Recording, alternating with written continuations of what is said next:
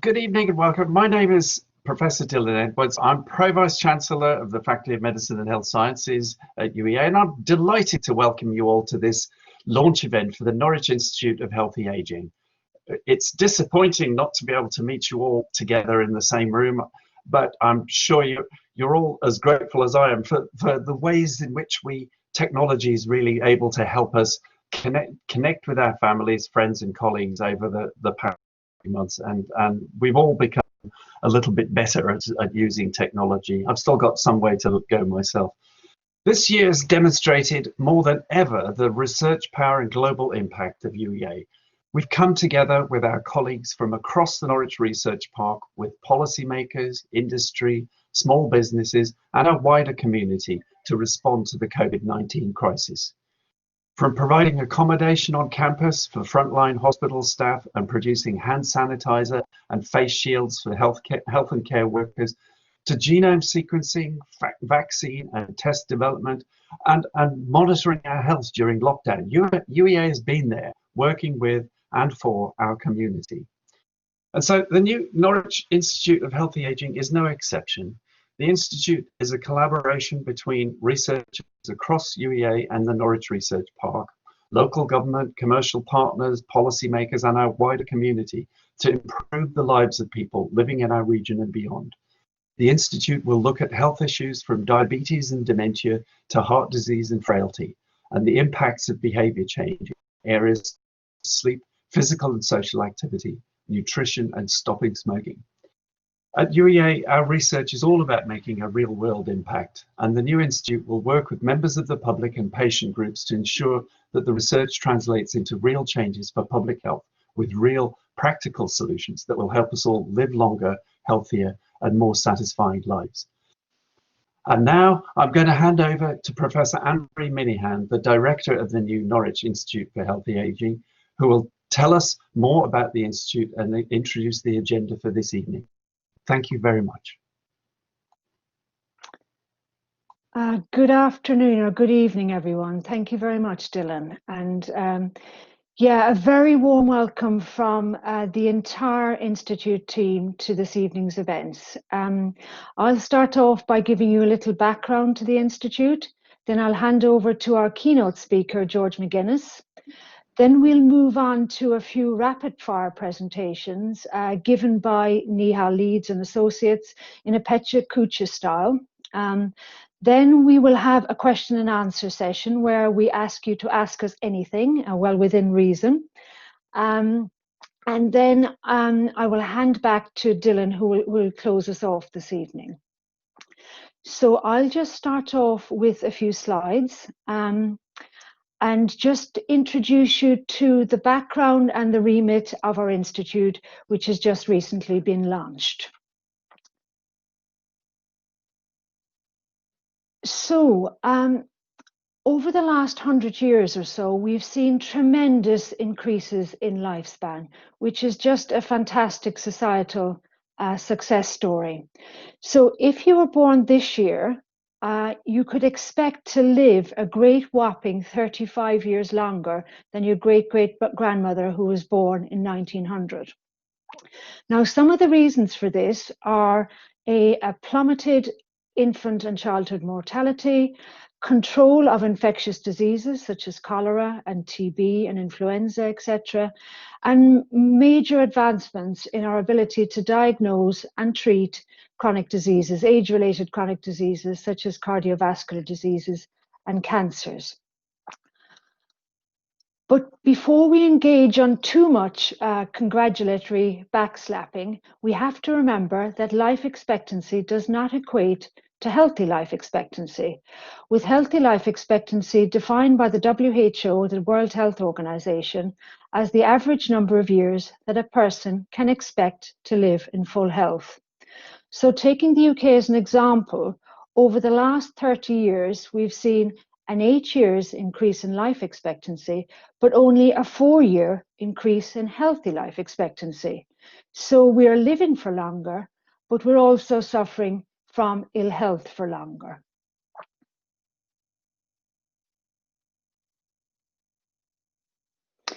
And in the words of a few wise men who lived a while ago now, every man desires to live long, but no man would be old. And we don't just want to add years to life, but very much also add life to our years. So if we look at the top panel here, this is the scenario currently in the UK. Where life expectancy is about, on average, 81 years, and healthy life expectancy is 63, 64 years. And before we shuffle off this mortal coil, we, on average, experience about 15 to 20 years of ill health. Now, what we don't want to do is to move to the middle panel, where we increase life expectancy without increasing healthy life expectancy. And we want to very much move towards the lower panel, where we live a long life, but our ill health is very much compressed in the latter parts of life. And actually moving ourselves towards this scenario is very much facilitated by adopting healthy behaviors right throughout life. Which brings us to the remit of the Institute. And the Institute is very much around healthy behaviors is very much around behaviors and health. And when we talk about behaviors, we mean nutrition and healthy eating, we mean smoking cessations, being physically active, getting enough sleep, being socially connected. We talk about adherence to prescription medication and avoidance of illicit drugs. We talk about moderating our alcohol intake and maintaining a healthy body weight. All of these factors very much determine our health in a composite way.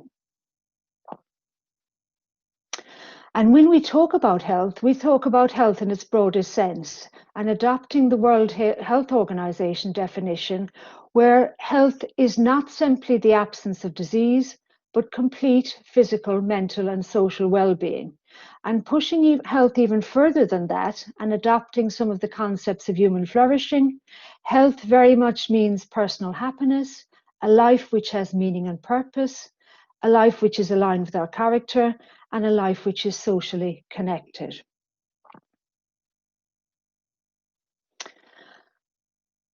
And bringing us to the remit of the Institute. So the Institute is very much concerned with generating fundamental knowledge about how our behavior influences health markers. But it's more than that.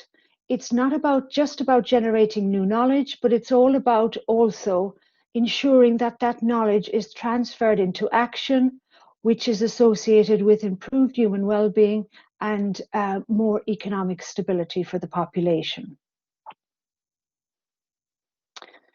And when we look at knowledge into action, the types of things that the Institute will be engaged in is delivering co-produced community-based interventions, which consider the many social, physical, environmental, and economic determinants of our behavior.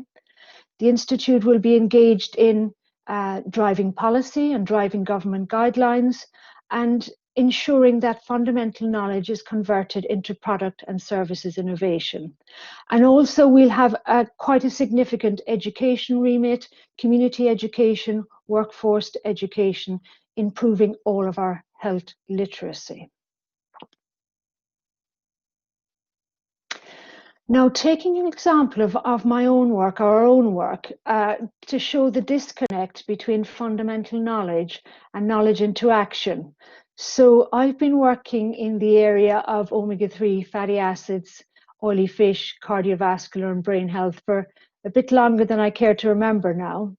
Actually, I produced my first paper in the area in 2000 when I was bright-eyed and bushy-tailed. We've just produced a recent paper in September, and we've produced about 75 papers in the interim on the topic. And this fundamental research has contributed to the current UK recommendations that we should consume 1 portion of oily fish per week to provide us with about 0.5 gram of the omega-3 fatty acids, EPA and DHA per day. in order to optimize cardiovascular and cognitive health. But the reality is very different, actually. The reality is that only a quarter of us in the UK consume any oily fish at all. And for many, or for most of the population, the intake of EPA and DHA is a tenth of the recommendation, less than 50 milligrams of EPA, DHA per day. So going forward, and things the Institute will be involved in, is consideration of food availability, education, food marketing, food labeling, just ways to provide us all with the capability and opportunity and motivation to adopt healthier behaviours, including greater oily fish consumption. The Institute is a great team. Here are some of our partners listed here, and that list of partners is growing week on week. NIHA activities, or the Institute activities, are driven by the expertise of the partners, driven by UK and international policy and research priorities, driven by education gaps, and also we hope will be very much driven by the needs, interests and aspirations of our local and East of England communities. To this end, we want to ensure that community voice is embedded in everything that we do. And if you go to our web pages, which is healthyagingnorwich.com, and you go to our news events page, you'll see on there an advert where we're currently advertising to recruit some lay and community representatives to the Institute to ensure, as I say, that all our activities going forward have the community voice represented in their design and delivery.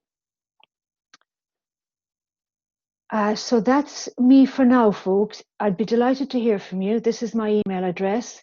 Here's our Twitter account @Norwich Health, and our hashtag for this evening's event is #HealthyAging, aging spelt the British way with an E in the middle. So thank you very much indeed. Now I'll hand over to our keynote speaker, George MacGinnis. George has had a very long and successful career, but he insisted that I give him a very brief introduction. So all I'd say about George is he is current director of the UK government, UK Research and Innovation, Healthy Aging Grand Challenge. And George, we were delighted that you accepted our invitation to be with us this evening. Anne-Marie, thank you very much. I'm really delighted to be here this evening to help launch the Institute. And as you've said, I'm from UK Research and Innovation. And for those not fully familiar with UKRI, it was established 2 years ago to bring 9 research councils into a single organisation that aims to ensure the UK maintains its world-leading position in research and innovation. And as the Healthy Aging Challenge Director, I lead a programme that draws on capabilities from right across the UKRI. And when a sort of man of the moment, or maybe yesterday, Dominic Cummins called for weirdos and misfits with odd skills, he may have been thinking about a challenge director role like the one that I hold. I came to UKRI last year, new to the research world, having spent much of my recent years working in health and care innovation. But before I joined UKRI, I also had the pleasure of helping UEA Health and Care partners to craft a strategy. And it's clear in the 2 years since then, there's been huge progress. And I'm really delighted to be here in spirit, if not in person this evening, for the launch of the new Institute. So healthy aging means so many different things to different people. And in the next few minutes, I'm going to give you some more background on how we think of healthy aging and the government's Aging Society Grand Challenge. I'll paint a picture of healthy aging as a complex domain ripe for collaborative, multidisciplinary research and innovation, and a domain influenced by our personal choices as well as the environment we live in. But sort of in the spirit of what Anne-Marie said about a community voice, let me start by asking you to reflect on what healthy aging means to you. And to help you, here are some recent views from around the UK on what people say they are doing to stay healthy as they grow older.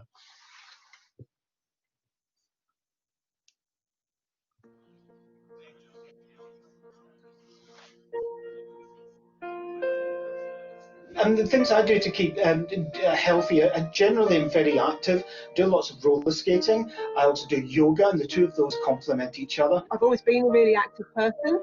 I now do mainly open water swimming, wee bit of cycling, wee bit of hill walking. I stimulate myself by playing word games and Sudokus. And physically, I go on walks and go for swims to ensure that I can have body autonomy as I grow older. To keep my mind active, I have Zoom meetings, and it's very necessary as I have to read notes before to prepare myself. I try and cook and eat healthy meals, so especially vegetables, which I do grow myself. Mental well-being is a very, very important thing for me, and spending time with friends and family is a key part of that. I maintain my social network. I talk to my friends, I talk to my family, and it's good to know that we have people around, although we can't meet them, but it's good to know that they're around us. I do watch what I'm eating. I do have the odd drink, but apart from that, I am quite careful on my diet. I'm really trying to lead a balanced lifestyle. I'm trying to eat as healthy as I can. I'm trying to make sure that I get out of the house and exercise a lot. That's going to help me to be healthier as I grow older.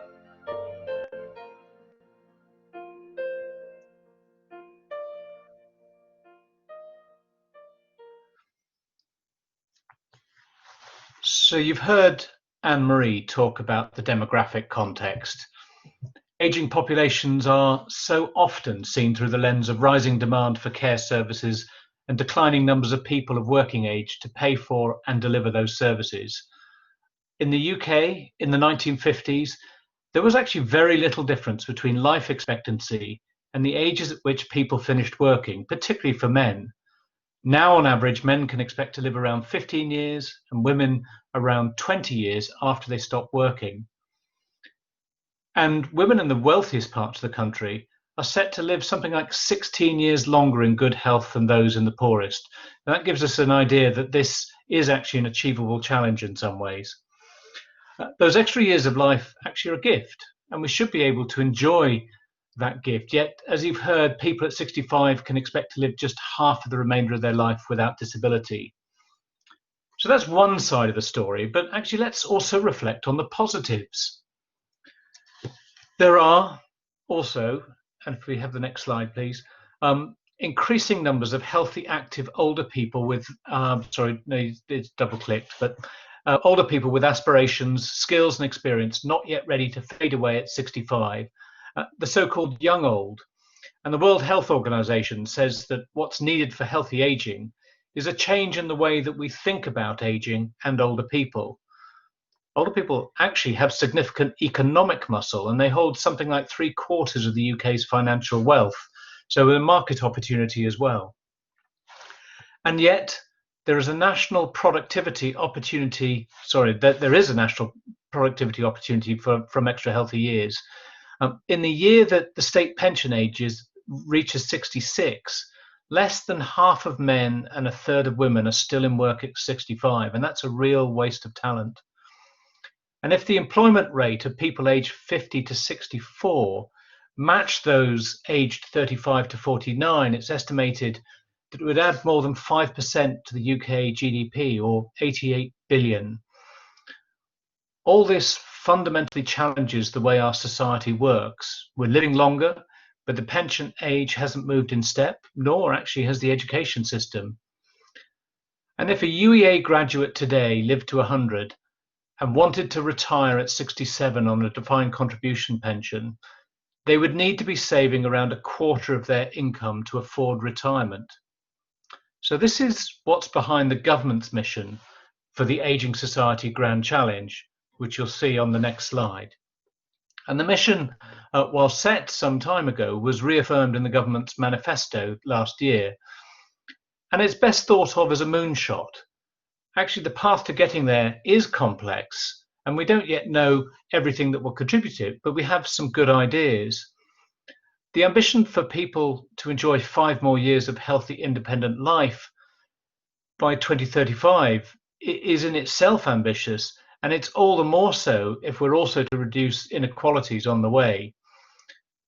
And the work that I lead is focused particularly on people before they become dependent on hospital and residential care, and contributes to the mission by helping people remain active, independent, and socially connected across the generations for longer.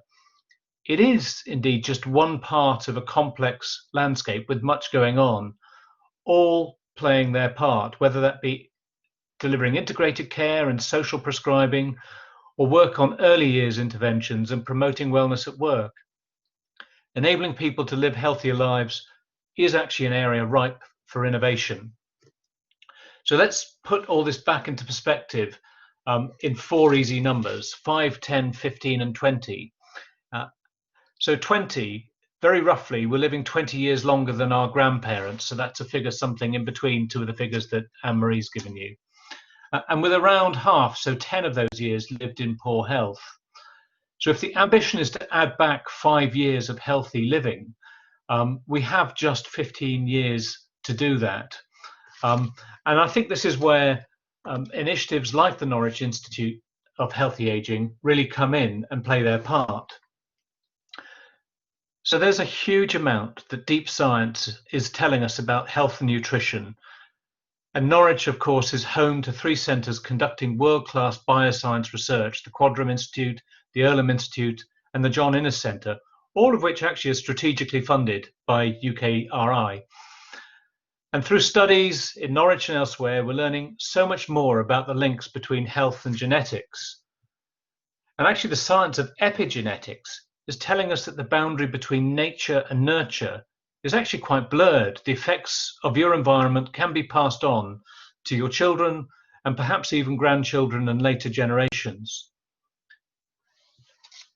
What all this science has told us is we know a lot about the drivers of good health, but we can't afford only to wait for this long-term fundamental science to bear fruit. There is a need to start making an impact, to translating insights into practice. One issue is that many of the drivers of poor health were actually perhaps fun to begin with: alcohol, sweet foods, relaxing in front of the TV, even smoking. So we need to understand how to influence human behavior. And as the Marmot study has helped us to understand, life chances are influenced very early on. So it's really important to understand the whole life course and understand how advantages or disadvantages build up over time. And I think this is where the partnerships involved in the Institute are so very relevant. So improving health will take more than fundamental science. We need to understand what happens in the real world. How can we influence the choices people make and what impact that really has on their health? So again, it's really exciting to see the ambition for behavioral science linked into the local health and care system and turning in turn linking in with the ability to draw on quite a diverse and stable residential population, which is really good if you want to do long-term studies. So how we produce and process food is going to be a key part of the healthy nutritional puzzle. I was struck by a lecture given to the Royal Society earlier this year when it was put forward that food is actually the most complex medicine we take. It's estimated to contain at least 26,000 unique chemicals. And there's so much more to learn about how our bodies respond to those chemicals. And I'm sure we'll pick that up in the questions and some of the later talks. And if nutrition is a major factor in healthy aging, so too is thinking about sustainability. It's not just low carbon. Biodiversity is challenged by so much. So the way that we grow nutritious food is another part of the puzzle that is ripe for innovation. So let's now consider the other side of the calories in versus calories out equation, and that's physical activity. And while I show an image of an exercise class, we are reminded that physical activity is more than just exercise. Increasing general levels of activity make a difference. And here there's a genuine gap in services for people as they age. Much of the current innovation and technology is targeted really at younger people. So what sort of exercise and activities do older people want to do? Who is there to deliver it, and what technology would they use? And indeed, how does this fit into initiatives like social prescribing to actually make it happen on the ground? This is a rich environment for research and innovation.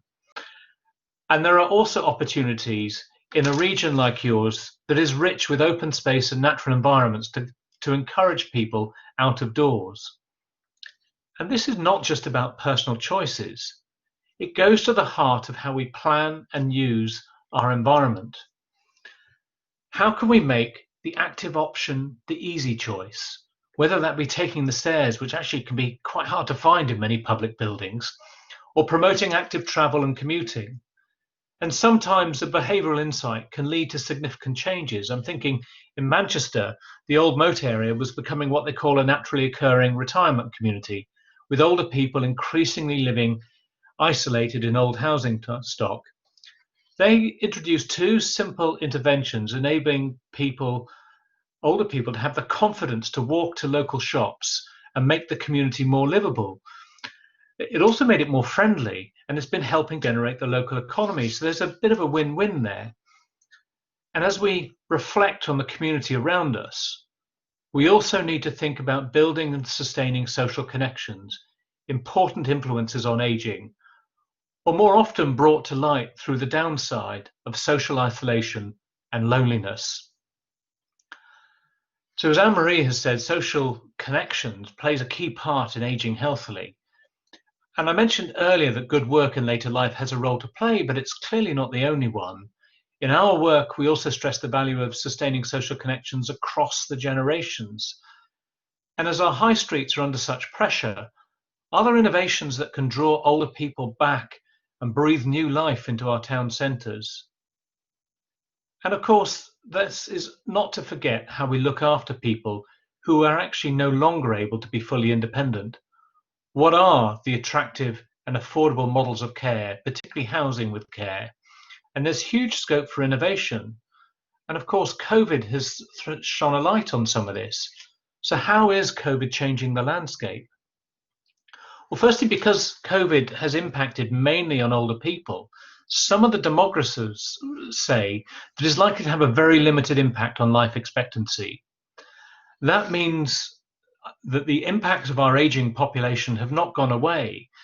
They'll be felt more sharply across society in the next 20 years as greater numbers of people reaching their 60s, 70s and 80s start to enter into this bracket. But COVID, as I've alluded to, has laid bare the urgency of improving the state of aging, and perhaps none more so than how we care for people in the community. The recently published UK Research and Development Roadmap says that it's our duty to build a future which is greener, safer, and above all, healthier than before. So very briefly, I've painted a picture of healthy aging as a complex domain, influenced by both personal choices and the environment we live in.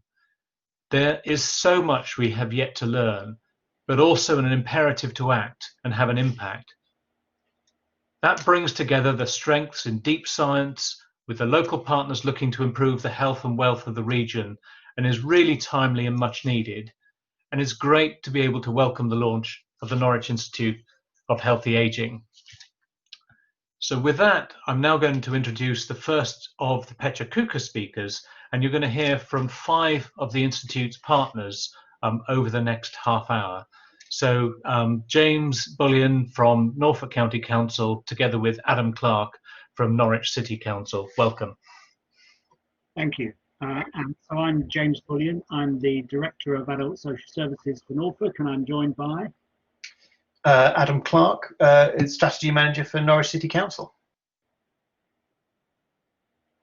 And if we go to the first slide, please, and the next one.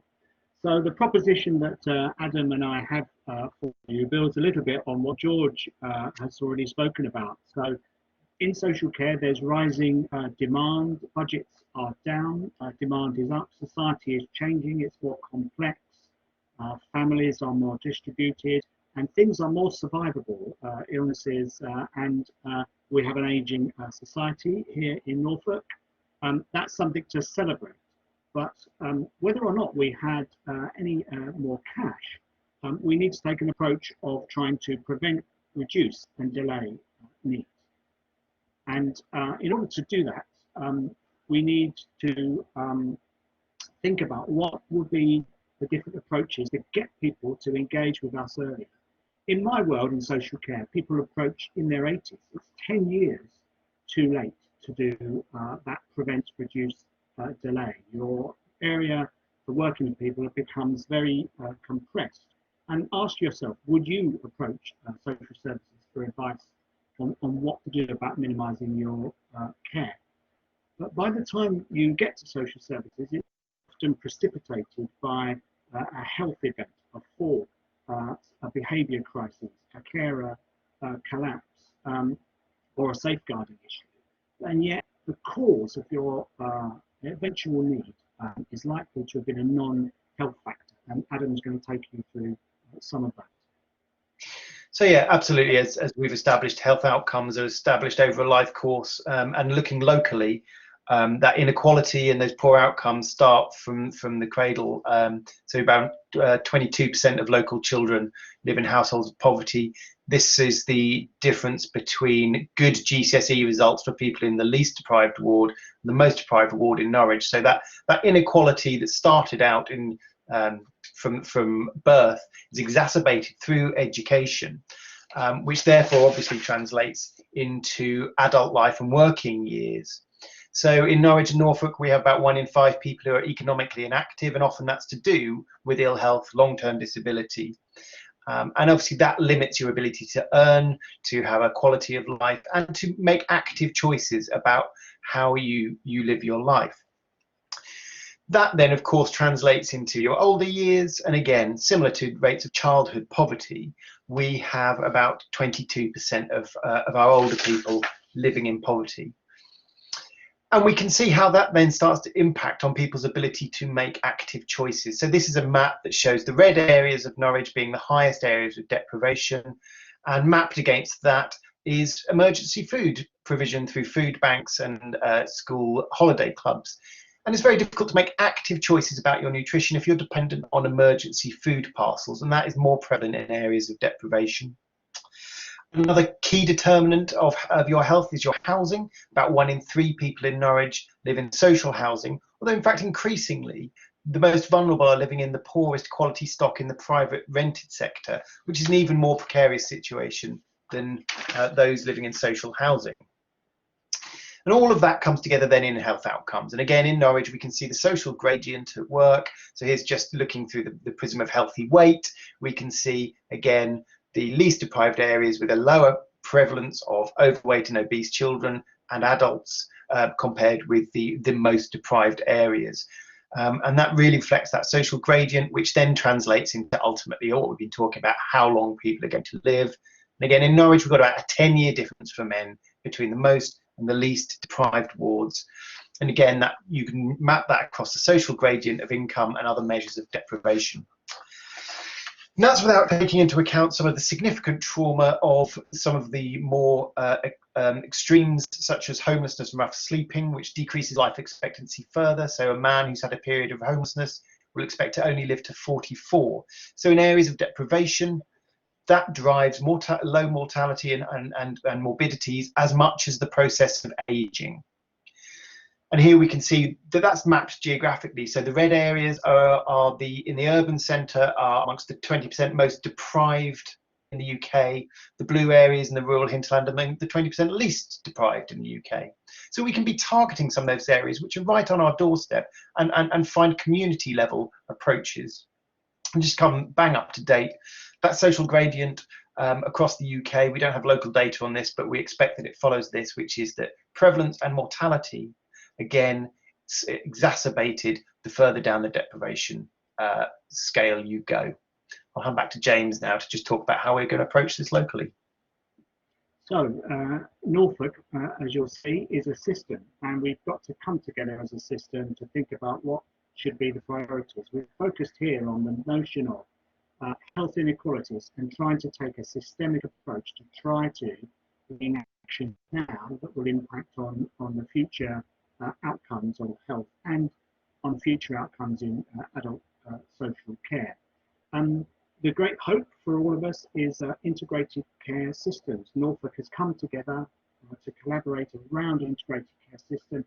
Everyone who needs to be is around the table: health, care, housing and community, and with the data and the permission to take an interventionist and a community based approach. The question is, how do we get the system to focus on those wider determinants now, when money is tied up in the higher level ends of our spend? Spend is 3 billion between all of us, but we've got to find a way of shifting that money towards a more preventative approach. And you can only do that if we try to engage with people in a different way, which is why it's so great to have the Institute and all of the evidence and research that we'll do to try and change professional models so that they enable rather than disable people to make a change in their lives, a community development approach, and above all, acting in a way that comes together with some models that we can agree on.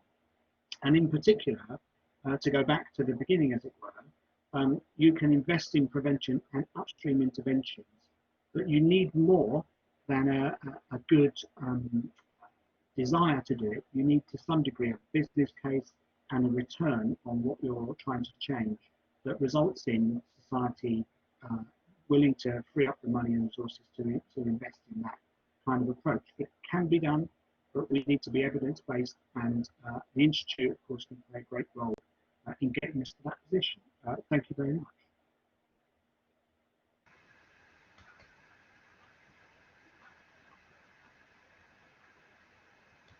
I think I'm now handing over, aren't I, to our next speaker, President 2, which is Professor Wendy Hardeman.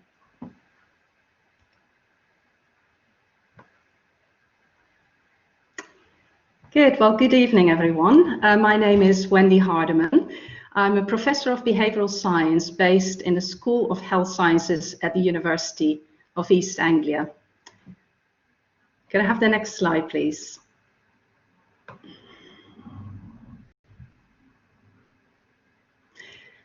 My key research interest is how best to support people in adopting healthy behaviors. In this presentation, I will argue that behavior change is crucial to healthy aging, that we need to understand behavior before we can support behavior change, and that we should use approaches that have been shown to work.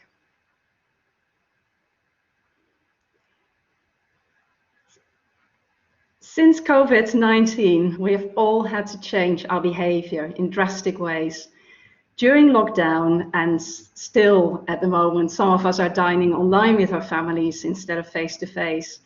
We've realized more than ever that physical activity benefits our health and well-being, and home exercise with Joe Wicks was a great success.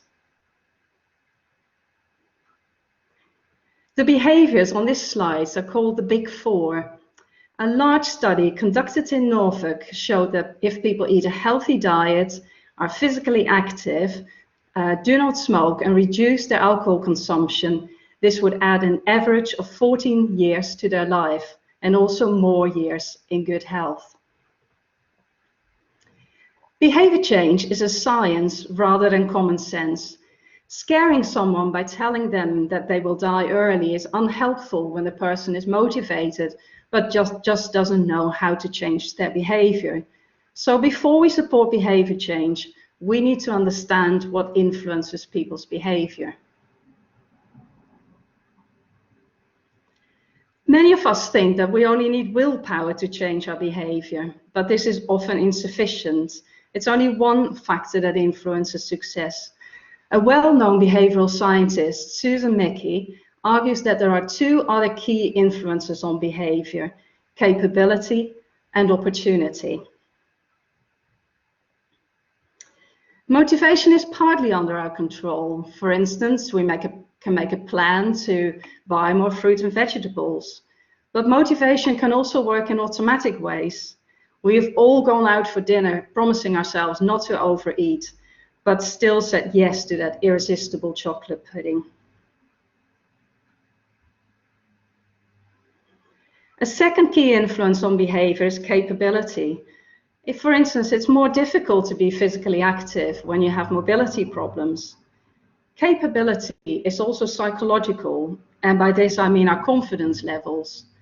Even when there are safe cycle paths, some of us may not cycle because we lack the confidence and the skills. The third influence on behavior, opportunity, reflects the strong influence of our environment on our behavior. People living in big cities wanted to exercise safely outdoors, but the lack of green space made socially distancing quite often challenging. Also, our friends and family influence our behavior. It's hard to drink fruit juice when everyone else is drinking alcohol. So depending on what influences people's behavior, we need different types of solutions. For instance, using incentives to increase people's motivation, training to increase capability, and changing the physical and social environment to increase opportunity.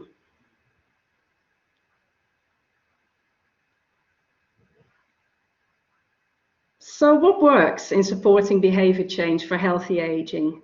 First of all, rather than telling people what to do, ask them why they would want to change behavior and what they value in their lives. And be prepared to listen a great deal of the time and allow for silences. We need to focus more on promoting health and well-being rather than preventing disease in the distant future. Changing behavior needs to be rewarding. So in our research, we focus on the immediate and positive benefits of changing and ask people to monitor these benefits. Behavioral scientists have many tools, in other words, effective strategies for behavior change. I was part of an international team of researchers who described all these strategies, and this has helped us understand what works and what doesn't work in helping people change their behavior and maintain the changes. The key aim of our research is to help people to use these effective strategies in their daily lives. In a Medics UK study, where we promote the Mediterranean diet and physical activity, we encourage people to set goals, to monitor and review progress, and to come up with their own solutions to challenges rather than giving them the solutions. Adopting a new behavior can be difficult, but maintaining it can be even more challenging. But we know from research that practicing the behavior continuously, as we did with brushing our teeth, and linking behavior to a cue in our environment, for instance, another behavior, are effective strategies to supporting maintenance. In terms of delivery, digital interventions such as smartphone apps are incredibly promising. They can reach many people whilst being tailored to the person, and they can deliver behavior change support in real time. A key challenge is how to get people to use effective apps. In health and social care and community settings and other settings, indeed, we can do more to integrate brief conversations about behavior change. My research in the Very Brief Interventions program showed that people value those brief conversations, and it's important to repeat them over time. In our behavior change research, we do research with people, not for people. We call this co-production. We develop and test our behavior change programs with people and stakeholders so they are acceptable, relevant, and take people's context into account. Researchers have often developed behavior change programs and then struggle to reach the people they want to reach. Perhaps a better approach is to build on what is already there. These are called assets, and they can include buildings, existing social networks, and green spaces. Supporting behavior change is everyone's business. The NHS, public health, social care, the public, councils, community organisations, businesses and researchers, among others. And all these partners working together is at the heart of what the Norwich Institute of Healthy Aging will do. In conclusion, behavior change is a key solution to healthy aging. We need to use approaches that have been shown to work rather than common sense. And to make it happen, all the partners need to work together and listen to each other. Thank you for your attention.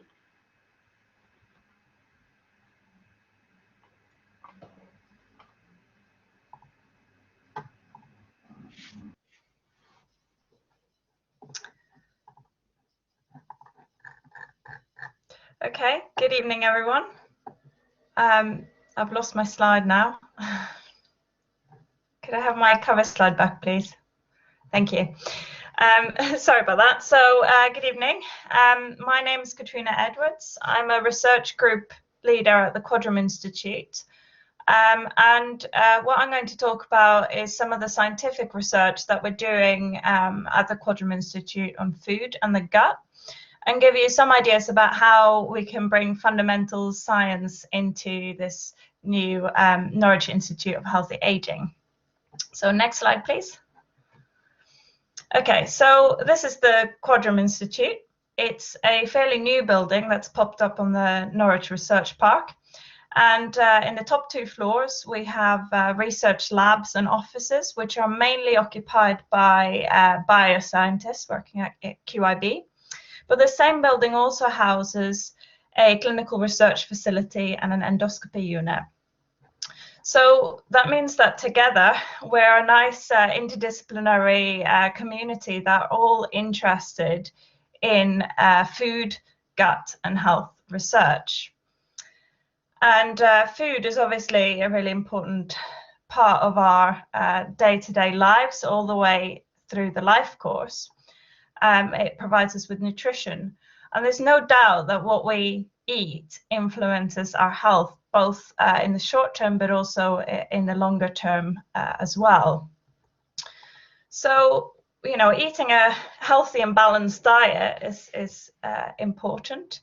But we are also increasingly becoming aware that people have different nutritional and metabolic needs.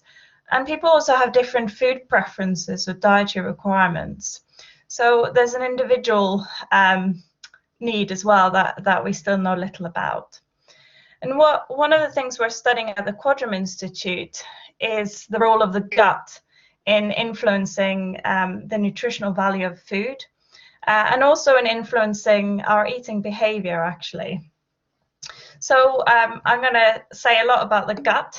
And one of the things the gut does is to digest food. So traditionally, digestion was really difficult to study. But what we now have at the Quadram Institute is new laboratory models. This is a model of the human stomach. And we can use that to get new understanding of what happens to food in each part of the gut. And this here is a model of the colon. This part of the gut has lots of microbes, so we can use this to study how our microbiome is affected by what we eat, but also how the microbiome affects our health as well.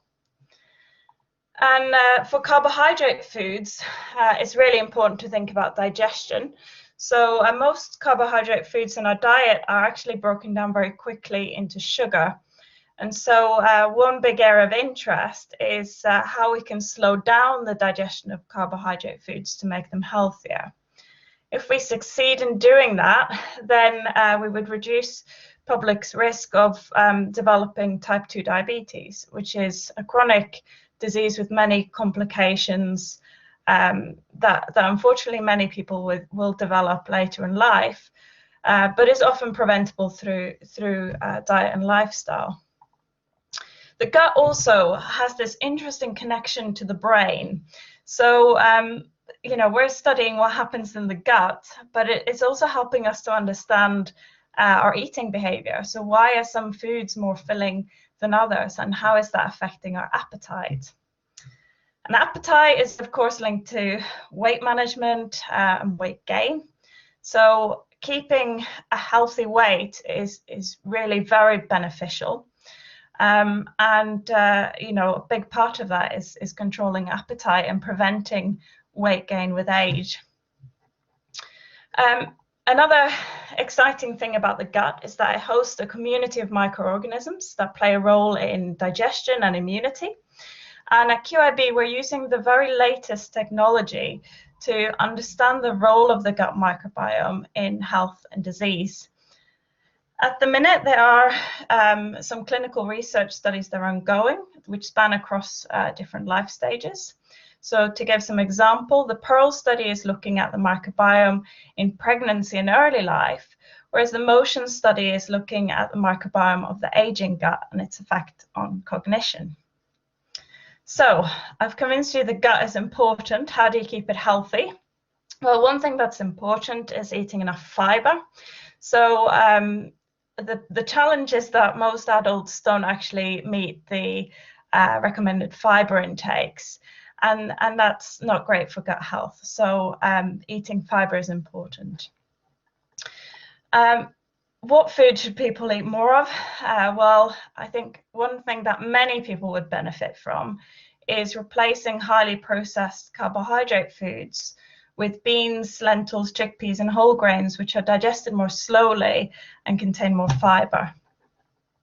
But the reality is that a lot of what we eat is mass-produced, cheap food made from refined ingredients because it's convenient and easy. So what if we could transform some of these everyday staples into healthier options that still taste delicious? We're working on that too. So these cupcakes have been made with a new type of flour from pulses. And we've shown that these cupcakes give a much slower rise in blood sugar levels than normal flour, and also contain more protein and fiber. So maybe this is one solution. But I have to say, reformulation of food is challenging. If you take an ingredient out or you change an ingredient, it's likely to have a big effect on product quality, cost, or taste. So it's really not straightforward. And that brings me back to the bigger picture. So food is just one part of it. We're working to understand the science that underpins healthy food. But if we really want to help people maintain a healthy diet throughout life, that's something much more challenging. And this is where the Norwich Institute of Healthy Aging comes in.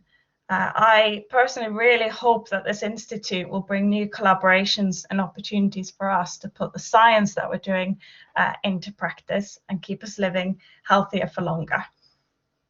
Thank you very much. So I'll hand over to the next speaker. I think next we're hearing from Martin from Norse Care.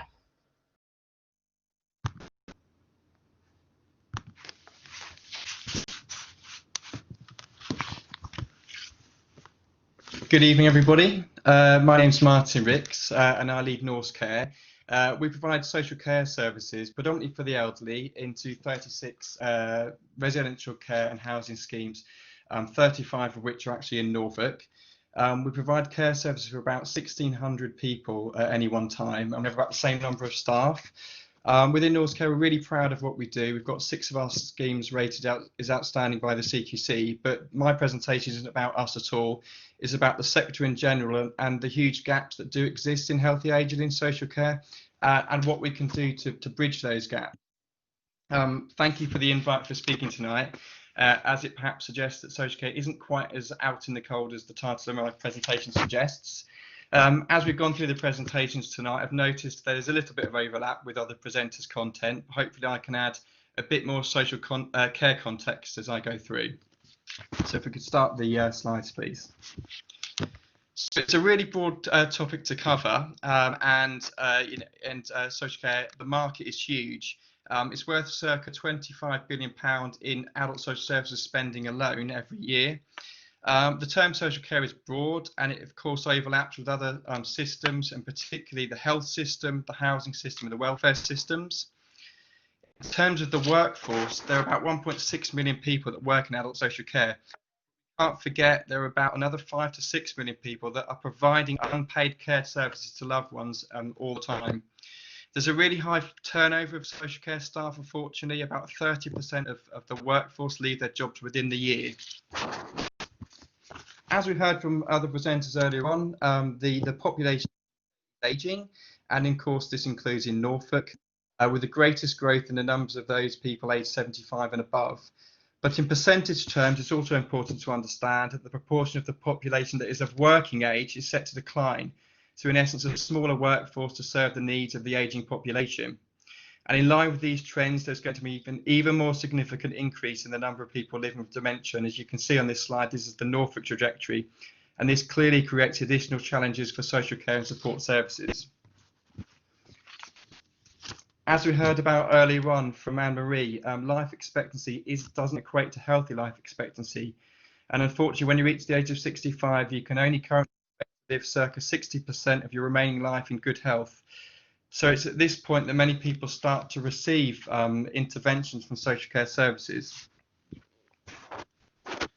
And increases in life expectancy have not been matched by increases in healthy life expectancy. So while we are now living longer, these increases have not been matched by healthy lifespan. So people can now look ahead to a greater number of years in poorer health rather than fewer. And of course, this means more people, even more people, requiring social care services and the staffing to support that. And as we heard from Adam in some detail on, the healthy lifespan isn't consistent across the country, and we do have a big difference in terms of deprivation. And even within Norfolk, if you look at indicators like unemployment, income levels and fuel poverty, we do have some severely deprived areas. So that's the scale of the challenge. What can we do? And there are a number of things we can intervene in. Increasing physical activity has a significant number of benefits across all ranges, and including those for the elderly. And it'll help offset onsets of dementia and other issues such as reducing falls. The other panelists have far greater expertise in nutrition than myself, but the benefits of improvements here are undeniable. We know as much already, but in this category, we have achieved very little over the last 100 years. I believe future generations will look back at us as a society and wonder why we made so little progress in this field. It's well understood that loneliness and isolation have profound physical and psychological impacts on the elderly population and others. And there are large parts of our own county that are rural, and this makes the problem larger. And as human beings, we have evolved as social creatures, and isolation is profoundly unnatural for us. This chart shows the uptake of flu vaccinations for those age 65 and above versus World Health Organization targets. Vaccinations clearly have significant health benefits, and of course, in the context of COVID, vaccination uptake is now going to become one of the most scrutinized and hotly debated topics of the next year. Dementia has a profound impact on those people who suffer from it and their friends and loved ones. There is much we don't yet know, but there are many areas that we can now improve on if we work together. And in the social care sector, this is very much about improving knowledge and understanding about how we improve care for those people living with dementia. Social care has been very much left behind in the global push for digital transformation, but many opportunities exist here, particularly if we can better integrate health and social care data sets. I do feel we have to be careful about falling into a trap, thinking this means cost saving. We should use these opportunities to enhance people's lives and not by reducing human contact in any way. But there are significant barriers to taking advantage of these opportunities, and one of them is the lack of a proper funding solution for social care. It has been kicked into the long grass by successive governments over the past 20 years, and still there is no firm solution on the horizon. Another barrier is the lack of a strong and stable workforce. It's a really difficult and demanding job working social care. Caring for somebody well takes considerable skill, knowledge and experience, and this is not recognised well by the setup of the current system. There is a need to far better recognise the significant contribution of the social care workforce. We also like to think of ourselves as an enlightened society in the UK, but on ageism we fall woefully short. We need to tackle this head on and realise how damaging some of the ways we talk about ageing can be. The way we talk about people and their conditions has a profound impact on their mental and physical well-being. In the UK, we also have disparate health and social care systems that are not well integrated, and this really creates some serious barriers to change. It's a really complicated problem, and at the heart of it is the fact that the health system is free and the social care system is means tested. It's really pleasing to see that locally, the local authorities pushing ahead with the greater integration of the health and social care system in Norfolk, and that's bound to have benefits. So I hope I've persuaded you that the opportunities are worth pursuing, and I believe there are a number of ways that the partnership and its collaborators can work together to improve. And as Dylan said earlier on, I think there needs to be a focus on tangible, deliverable and practical ways to move things forward. Clearly, the scale of the challenge is enormous, and our ageing society is quite rightly recognised by the government as one of its grand challenges. Globally, during the coronavirus pandemic, we have shown that we very much care about the mortality of those vulnerable people in our society. But I believe we must now demonstrate that we care equally about the quality of their healthy lifespans, happiness and well-being. This will take some considerable effort from all of us, but it's so important, and from a personal perspective, I'll commit to helping in any way I possibly can. So thank you for listening. I think we're now going to hand back to George.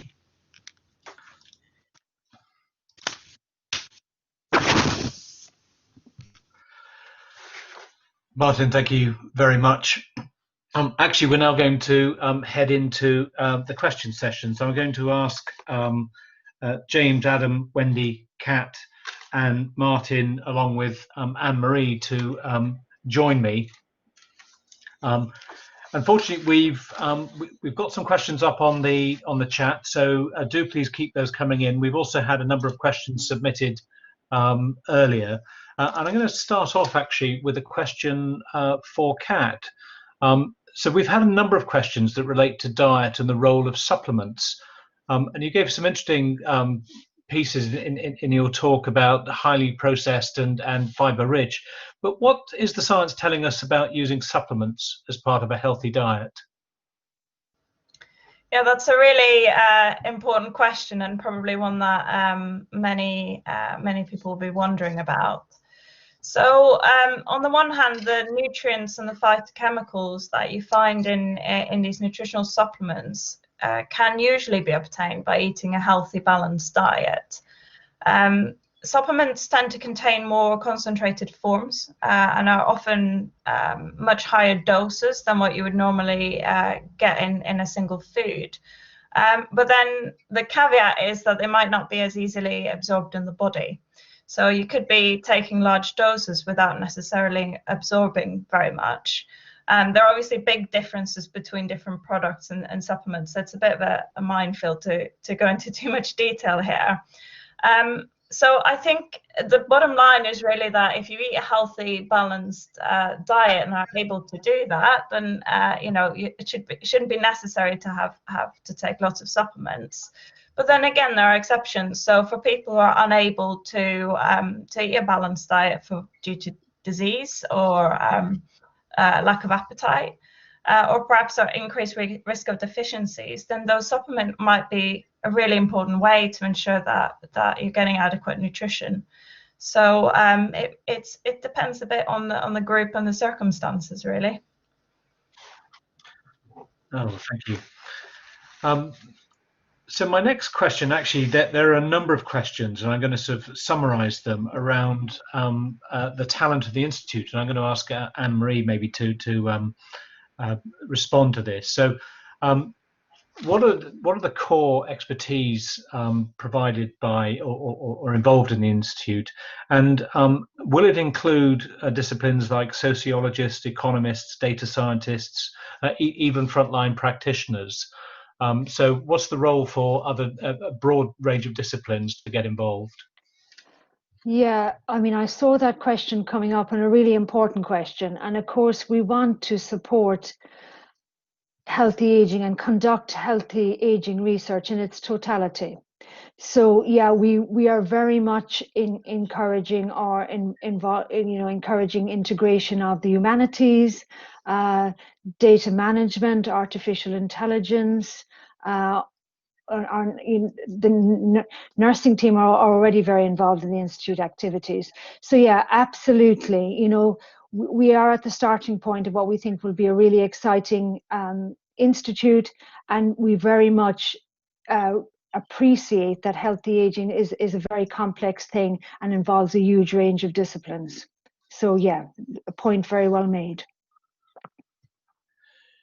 Good. And the next question I'm going to pose to Adam, but James might want to come in. So how can we ensure that as our knowledge of what supports healthy aging increases, we don't actually exacerbate the differences in disability-free life years and life expectancy? So you spoke very eloquently about economic differences in the region. How do we make sure that we're fair and we close the gap?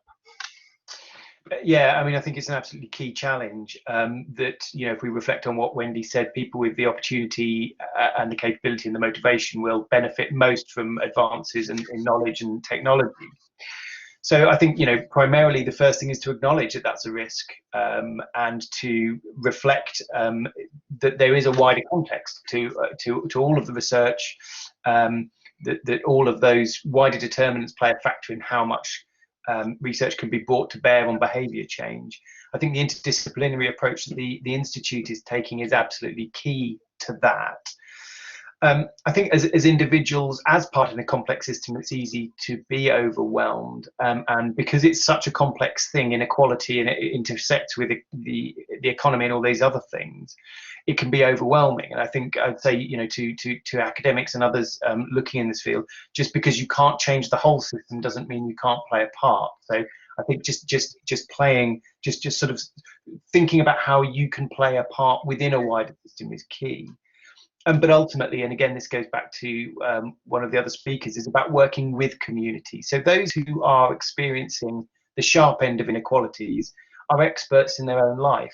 And as we've said, you know, on your doorstep, you have in Norwich, not necessarily a set of problems to be solved, but a set of assets and a rich learning environment. So I think working with communities at the outset in research and implementation is key.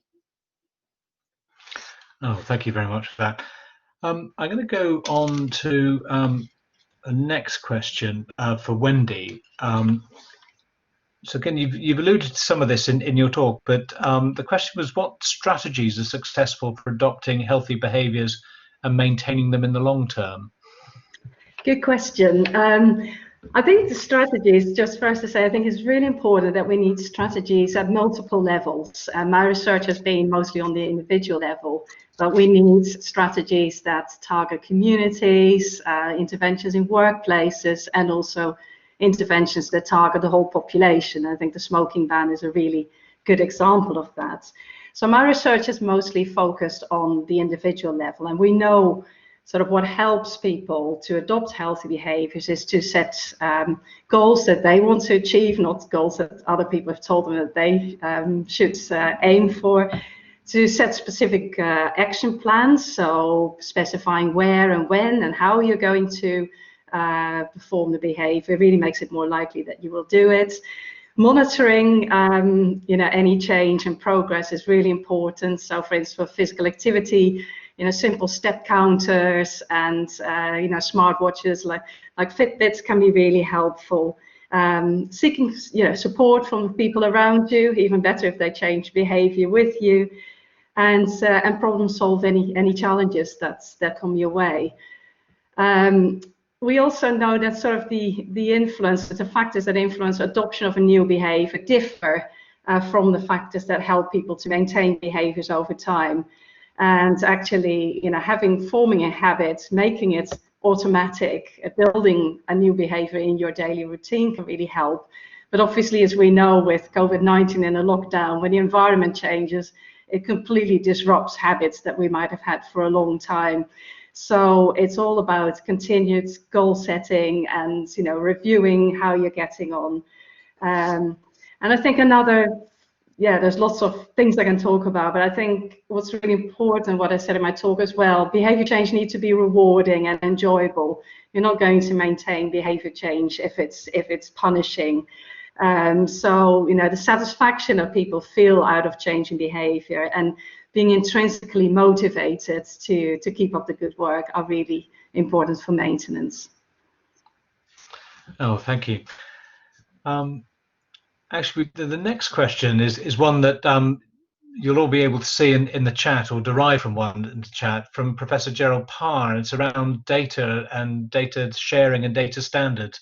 So I'm going to sort of ask probably James in the first instance, but probably Anne-Marie to come in afterwards on an institute perspective. What are the challenges of drawing together data from across the system for research that you've encountered so far? And I think it's well known in the healthcare domain, but incorporating social care and other data adds a new dimension to that complexity. So what have you seen so far, and what are you hoping for?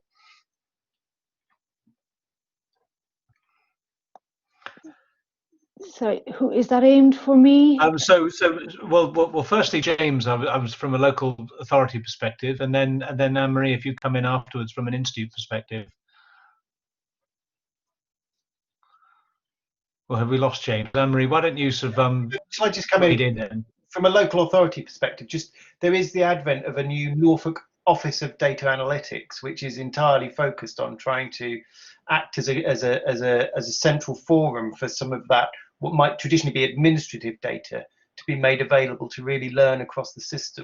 So I think that's something, and then the UEA through the Health and Care Partnership is plugged into that. So I think there are some of the building blocks in place already. But James, do you want to? Hopefully, if I'm back in, yeah. So I think the data analytics architecture will really help us. But what COVID has shown us is to bring information together. It really does make a transformative difference, and we've shown that with the work that we've done on shielded people over the last 6 months. So we've seen a real willingness to share practical data and then to develop new models based around it. And of course, the important thing is to capture the evidence of what changes as a result of doing that, and that then motivates us to use the framework more widely. And then Anne-Marie, from an institute perspective. Yeah, I mean, I think we're fortunate that we have kind of infrastructures in place at the moment on site, which we can build on. So we have a very, very strong computing science department here at the university. We've got very strong links to primary and secondary care sources of data. And we work with UK Biobank, we work with the Twins UK cohort. So we're kind of well used of the ethics and the infrastructure and the data management needed to deal with large data sets in an ethical and structured way. But of course, I think the success of anything we do has to have embedded in there good data management structures. Absolutely. No, and I think I really liked what James was saying just a minute ago about how much COVID has actually completely transformed some attitudes towards working together, and what you get from the value of it, as well as having to protect that. But a really important stimulus for innovation that there's real opportunities to build on. And keeping that sort of innovation sort of theme going. So it's going to be a question for Martin, actually. So interesting with where you sit in North Care, Martin, having to work with your health and care delivery partners. How have you managed to influence NHS colleagues to promote healthy ageing? I think it's a really difficult subject for not just NHS colleagues, I think for social care colleagues and society in general. I suspect one of the big challenges is that it's around a long-term view rather than a short-term view, particularly when there's a lack of funding. I suspect that it's natural to default to a short-term way of thinking. And as reactive health interventions have a tangible output and are easily measurable, versus those longer term behavioural change aspects that are so important to healthy ageing.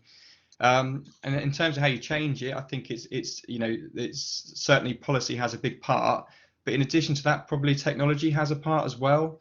I think it's now become a lot more possible to monitor some of those more subtle changes to people's behaviours and the associated health benefits. So I think technology can play a key part in improving how those things can impact healthy ageing. No, that's good. Does anyone else want to add anything to that? I mean, I think getting system change is one of the really hard things, and I think integrated care systems are clearly a really important part of that and coming together. I think a comment, it may be out of date, but one of the things that I noticed when I was doing that work 2 years ago with the health partner strategy was how actually the system really was coming together, that hospitals were talking less about competing with each other and much more about collaborating over a range of things. So I think some real opportunities coming forward in the system with the health partners to do things differently and to do things better. I'm going to sort of go down. We've had a sort of question from a student, and Anne-Marie, this is probably something for you as well, but are there any volunteering or postgraduate opportunities for bio student graduates from the UEA, and if so, how do they get involved? I mean, there absolutely is. I mean, one of the things the Institute will be doing, or is doing and will be doing going forward, is large multidisciplinary projects. And you get a core bit of research that's funded, but then there's huge opportunities once you have the core bit of research to deliver sub-projects as part of that core project. So, you know, if people are interested in getting research experience, go on the website, there's contact details on there. Contact me directly. Yeah, there will be a huge range of opportunities going forward for people to do all sorts of things, which will hopefully help the individual, but very much drive the Institute's, you know, projects going forward. Absolutely. And if you don't mind me doing some shameless advertising of my own, we have a scheme called the Healthy Aging Catalyst Awards for principally early career stage researchers, to take a year out and be supported to develop an innovation. We've got a partnership with an accelerator called Zinc, who will support early career researchers to develop their ideas. And they can either be to go on to seek funding to commercialize your idea, or they might well be to bring it back into the research world or find another route to impact. So it's not purely commercial, but it is an opportunity for early career stage researchers to do something different, something that they feel really motivated to achieve. If you're interested, just Google Healthy Aging Catalyst Awards and it'll come up. I'm going to move on now to another question that we've had sort of beforehand. So, how much physical activity should we do to promote healthy aging? And maybe start with you, Anne-Marie. Yeah, really nice question. I mean, I first of all, I'll refer people to the Chief Medical Officer's January 2020 report, which is available free on the web, which is the most up-to-date government guidelines. There's 4 components to that. The first component is avoid being sedentary too long, things we all do every day these days, sit around in front of our computer screen. So avoid being sedentary for too long. The other really nice bit of guidance is more physical activity is better than less, and some is better than none, which has crept into the latest version of the government's guidelines. The third bit of the physical activity guidelines is we should have 2 periods of either balance or muscle strengthening exercise per week. So those are things like yoga or working out in the gym, doing weights, carrying your shopping, gardening, things like that. And then the 4th component of the physical activity guidelines is that we should do 150 minutes of moderate physical activity per week. And that is something like cycling or brisk walking. So really important to stay physically active. The reality, though, is in the UK, 25% of the population, a quarter of the population, are almost completely sedentary. So I think, there's huge improvements most of us can make in increasing our physical activity. But I think the important thing is not to be discouraged, because some is better than none and more is better than less. So even if you can't hit that 150 minutes per week target, you know, just give it a go and get out there and do what you can. And I think I was listening to some really interesting research that's been done on metabolism, which just reinforces the idea that actually it's really important just to be generally active, not necessarily to put it into specific 1 hour buckets that you do here and there. And that's the point I was making earlier about, do you use the stairs as opposed to the lift or the escalators, etc. Yeah, if you don't mind. Wendy, you wanted to add in, yes. If you don't mind me just adding to that, that's actually today the World Health Organization has published new guidance for physical activity for all age groups. And their message is very much about every move counts. So they're moving away from the idea that activity has to be in 10-minute bounds, which I think is really good. And also for the first time, they have defined guidance specifically for pregnant, postpartum women, and for people living with chronic conditions and people living with disability. Oh, great. I would just point to the chat. There's some really great chat coming in and some feedback on the questions as well.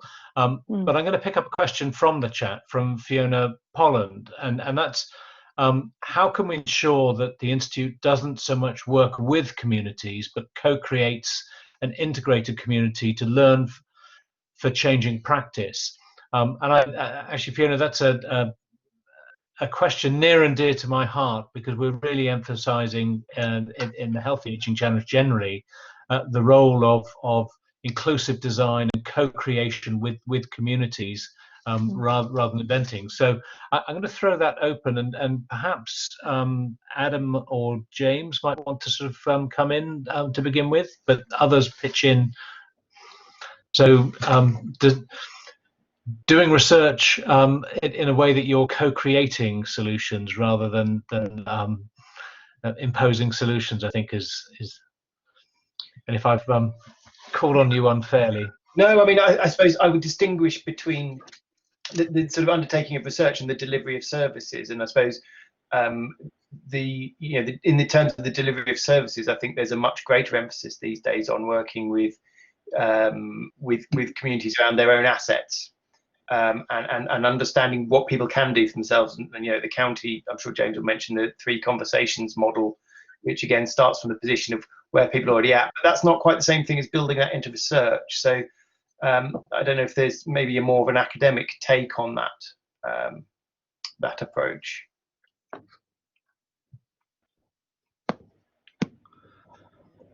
don't know, Anne-Marie, did you or Wendy, did you want to comment on? Yeah, I mean, I can comment from the nutrition perspective. I mean, nutrition has had 30, 40 years of good research generating fantastic fundamental knowledge, which has kind of underpinned our current dietary recommendations and UK food policy. But the reality is that when you look at the Eat Well plate, which is the way we operationalize our healthy eating guidelines, and there's 9 components to the Eat Well plate, only 0.1% of the population, that's 1 in 1,000, meet all the government recommendations. So, I think we have to take our research into the community and out of the lab and clinical trials unit, because, as I say, we've had the good times of the fundamental research. Now our challenge is how do we deliver behavior change, eating behavior change, physical activity behavior change at a community level. That's where we can really make a difference in the next 10 years. If we can do that more effectively than we have done to date.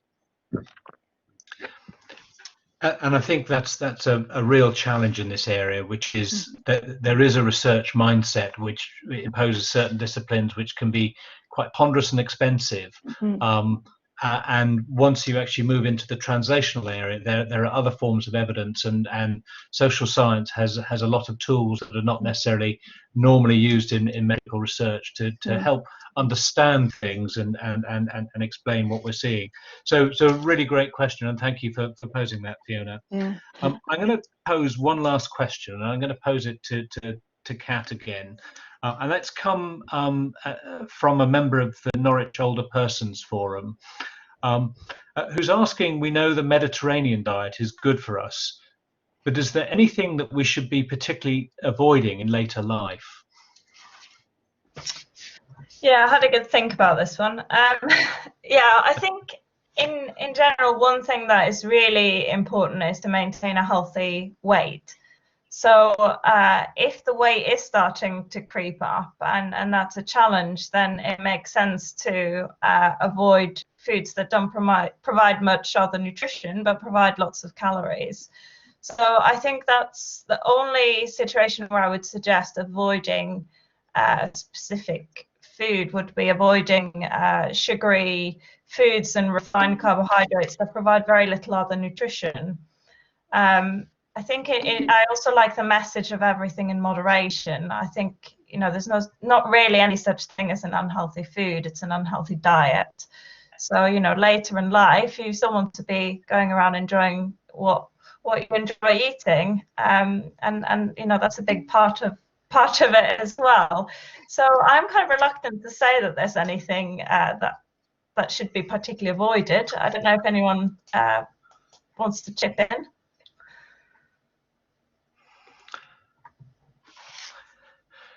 No, I think I've heard very similar messages from a lot of experts who are actually saying varied diet. I love your messages about moderation. I wish I was as good as you are at keeping the weight off, etc. So, panel, I'm going to thank you very much. You've responded to those questions incredibly well. It's very difficult to do this virtually, so that was a marvelous go at doing that. I'm now going to hand over to Dylan for some closing words. So, Dylan. Well, thank you very much, George. That's great, and thank you, all of you. Actually, the close to 140 people I saw were part of the event tonight overall. So it's been a great evening here. A special thank you to George for giving up his very valuable time here. It was a most excellent, thought-provoking, insightful, and actually hugely entertaining presentation that he did for his keynote address, and really set the scene for a lot of things. But as did all of the folks doing the Pecha Kuchas as well. That really so great. Thanks to Kat and Adam, and well, I'm not going to remember everybody's name, so we'll.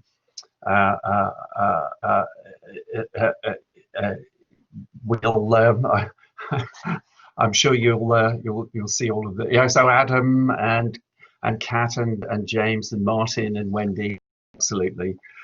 A special thank you really here at this point goes to Anne-Marie Minihan, who's really who's been the driving force in getting the Norwich Institute of Healthy Aging off the ground. She's worked tirelessly to make it happen and to build the kind of network and support base to actually make things happen. It's been a fantastic ride so far, and it's only just beginning, I should hasten to add. And one of the things I want to emphasize as well is that really it is about collaboration and cooperation and co-production, and that means involving people. So it's not exclusive. It's meant to be an inclusive organization. It's meant to be something that brings people together. So I've seen things go past in the chat about how do we join? How can we get in? Yes, absolutely. Join up. You know, get yourself on the website, connect up with Anne-Marie and the others, and let's go forward and do these things together. It's all about cooperation and collaboration. And really, I think as well, don't be as well distracted about the Norwich in the title too. I mean, we you know, it's really about the nucleus of where we are and where things are happening here on the Norwich Research Park with the conurbation of the University of East Anglia and Norfolk and Norwich University Hospital and the research institutes here, and that's been the sort of nucleus for seeding things to make things happen. But it's about a much broader concept about healthy aging that affects the whole population, with East of England as our sort of test bed where things can be trialed and explored here. So, you know, it's about broad concepts and all sorts of disciplines. I mean, interest issues there about data science, psychology, also to the next steps of things, of developing this, building on what we've got here, what Anne-Marie's helped to create and to get things off the ground. So there'll be lots of other events coming forward. The next key thing in the diary is really a members launch event, which is going to happen on February the 1st at 1 p.m. We've got Professor Sir Michael Marmot, who's agreed to give the keynote there. He's director of the UCL Institute of Health Equity, who's going to be attending at that point. But there's lots of other things that we really want people to get involved and participate with along the way. And a final set of thanks really tonight. So really lots of thank yous to the people who've helped put these things together. Special thank you to Karen Smith, who's really been the force behind developing the very nice website that we've got. So you've seen the link there to the Healthy Aging Norwich that Safia has put in the chat there. Do go on there and have a look around and get involved, get some feedback in there. So Karen's been the key architect of that. And also really to Safia Whaley herself and Jessica Sartori and Julia O'Rourke, Bianca Bianchi, who've been behind the scenes actually making things work really well. And with that, I think we'll wrap up for tonight and probably go and counter the issue about sitting is the new smoking. Time to get up and actually do some stuff, move around, get some of that motion going. So, and I look forward to seeing a lot of you together again at the next event down the road. And maybe one of these days we can actually do all of this thing all of the meet up in person and celebrate together. So thank you very much for a wonderful evening.